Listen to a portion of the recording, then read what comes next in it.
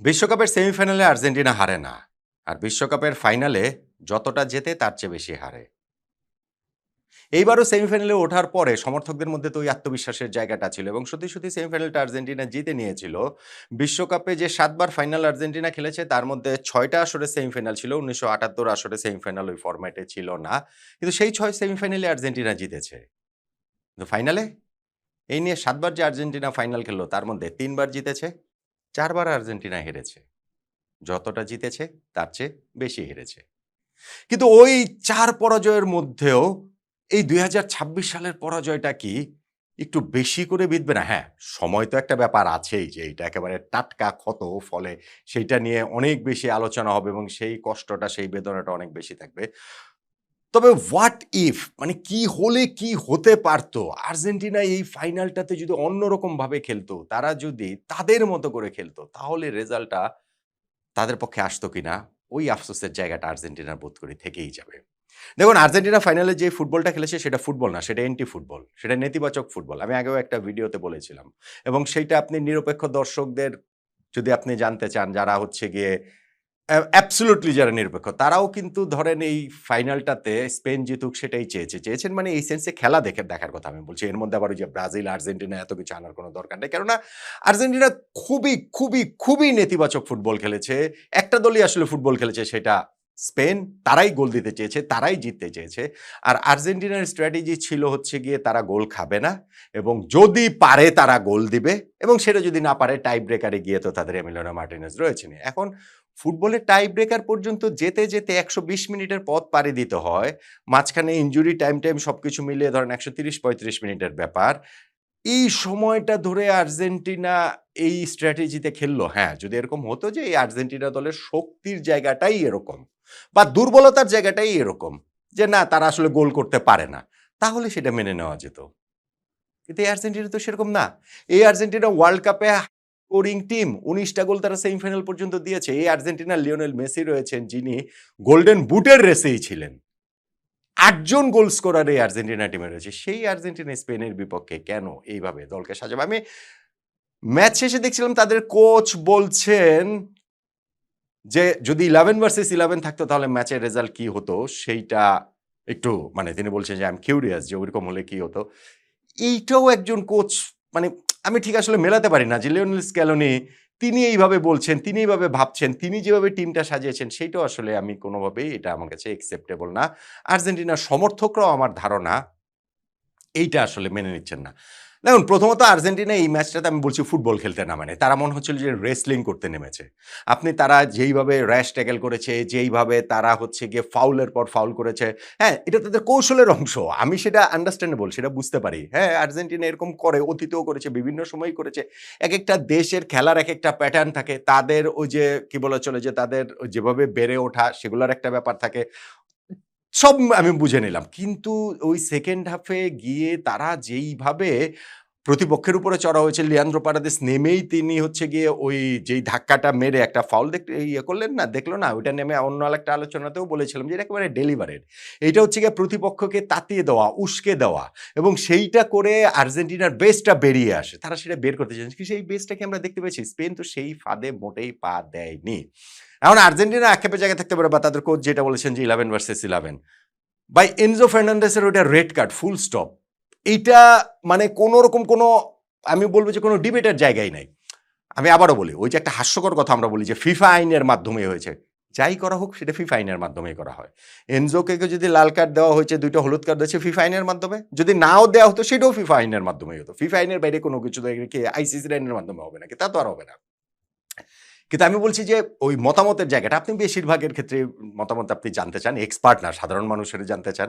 সমর্থকদের চশমা যদি খুলে রাখেন তাহলে এরা বলবেন এনজো ফার্নান্দেজের অবশ্যই এটা সেকেন্ড ইয়েলো কার্ড হয়। কারণ তিনি মানে ওই ট্যাকেলটা করে চ্যালেঞ্জে গিয়েছেন, তিনি লেট করেছেন, তিনি বল পাননি, তিনি পায়ে মেরে দিয়েছেন। ফলে ওইটা আসলে ইয়েলো কার্ড হবেই হবে। এটা ১০০ তে ১০০ বার। এইখানটাতে আফসোস করার, দুঃখ করার, কষ্ট পাওয়ার কিছু না। বরং এনজো ফার্নান্দেজের নির্বুদ্ধিতা নিয়ে আপনি প্রশ্ন তুলতে পারেন। যেই লোক কিছুক্ষণ আগে মিনিট ১০ আগে ডিসেন্টের জন্য রেফারির সিদ্ধান্ত অখুশি প্রকাশ করে একটা হলুদ কার্ড দেখেছেন, হয়তো ওই হলুদ কার্ড দেখার কোনো প্রয়োজনই ছিল না। সেইখানে তিনি দলকে এভাবে বিপদে ফেলে গেছেন। আমি তো বলব আর্জেন্টিনা সামওয়াট লাকি। তারা অবশ্যই লিয়ান্দ্রো পারেদেসেরও হলুদ কার্ড, সেকেন্ড ইয়েলো কার্ডে তার রেড কার্ড হওয়া উচিত ছিল আমি মনে করি। অবশ্যই আমি মনে করি। পারাদেস ওই যে একটা হলুদ কার্ড যে শুরুতে পেয়েছেন সেকেন্ড হাফে বদলি হিসেবে নেমে, তারপরে তার ২টা-৩টা চ্যালেঞ্জ ছিল একেবারেই 50-50। কারণ এটা আমি মনে করি রেফারি দেন নাই। এটা রেফারিও ভুল না, আমিও ভুল না। এটা হচ্ছে গিয়ে আইনের ব্যক্তিগত ব্যাখ্যা। অন্য একটা রেফারি হলে হয়তোবা দিতেন। অন্য বিশ্বকাপ ফাইনাল না হয়ে এটা হয়তো গ্রুপ পর্বের ম্যাচ হলে দিতেন। এও অনেক রকম বিষয়-টিষয় সেই জায়গাটাতে রয়েছে। কিন্তু লিয়ান্দ্রো পারেদেস সামওয়াট খুবই লাকি যে তিনি মাঠে ছিলেন। ফলে আর্জেন্টিনার আসলে এই রেফারিং নিয়েও কোনো কমপ্লেইন করার জায়গা আছে বলে মনে হয় না। তাদের যেটা কমপ্লেইন করার জায়গা আছে যে তারা আসলে এইভাবে খেললো কেন? এই দলটা তো এরকম না। এই দলটা ঠিক আছে স্পেন বল পজিশন রাখতে পছন্দ করে, তারা ওইভাবে খেলে, ওইভাবে ডমিনেট করে 65% বল পজিশন তাদের আছে, থাকলো না হয়। কিন্তু পুরো ম্যাচে ৯০ মিনিটে আর্জেন্টিনার মানে একটা শটও প্রতিপক্ষের দিকে তারা নিতে পারবে না। একটাও না, একটাও না। এটা একটা অবিশ্বাস্য রেকর্ড যে আপনি আপনার স্কুলের খেলায়, পাড়ার খেলায়, মহল্লার খেলায় ৯০ মিনিট খেললে একটা দল আরেক দলের গোলমুখে একটা শট কিভাবে না নিয়ে থাকতে পারে। আর্জেন্টিনা সেটা করেনি। আর্জেন্টিনা সেটা পারেনি। স্পেন তাদেরকে পারতে দেয়নি। এটা মাথায় রেখেও আমি বলেছি যে আর্জেন্টিনার পারার ওই তাগিদের জায়গাটা আসলে কতটা ছিল। তারা ১ম শট নিয়েছে সেটা ১১৬তম মিনিটে গিয়ে ইনজুরি টাইমেরও হচ্ছে মানে এক্সট্রা টাইমের সেকেন্ড হাফে গিয়ে যখন তারা ১ গোলে পিছিয়ে আছে সেই ডেসপারেট সময়টার মধ্যে ১৯৯০ বিশ্বকাপের সঙ্গে তুলনাটা হচ্ছে। ওই বিশ্বকাপ ফাইনাল আর্জেন্টিনা খুবই নেগেটিভ ফুটবল খেলেছে। ভেরি নেগেটিভ ফুটবল খেলেছে এগেইনস্ট ওয়েস্ট জার্মানি। এবং যেই পেনাল্টিটা তাদের দেওয়া হয়েছিল তাদের এগেইনস্টে এখনো আপনি ইউটিউবে গিয়ে দেখতে পারেন। আমি মনে করি যে রেফারির ওই সিদ্ধান্তটা ভুল ছিল। আর্জেন্টিনা ওই জায়গায় অবশ্যই আনলাকি। ওই পেনাল্টিটা নাই দিতে পারতেন মেক্সিকো রেফারি এডগার্ডো কোডেসাল। কিন্তু তাতে তো আর ওই সত্য মিথ্যা হয়ে যায় না যে ওয়েস্ট জার্মানি ওই ফাইনালটাতে ডমিনেট করেছে। স্পেন যেমন ২০২৬ ডমিনেট করেছে ঠিক তেমনি ওই ফাইনালটাতে ওয়েস্ট জার্মানি ওই ৯০ মিনিটের মধ্যে তারা ২৩টা শট আর্জেন্টিনার হচ্ছে গিয়ে ওই ইয়েতে গোলে শট নিয়েছে। আর্জেন্টিনার গোলে শট ছিল কটা জানেন? একটা। মানে এইখানে এই ফাইনাল তো ০টা ছিল, সেই ফাইনালেও একটা ছিল।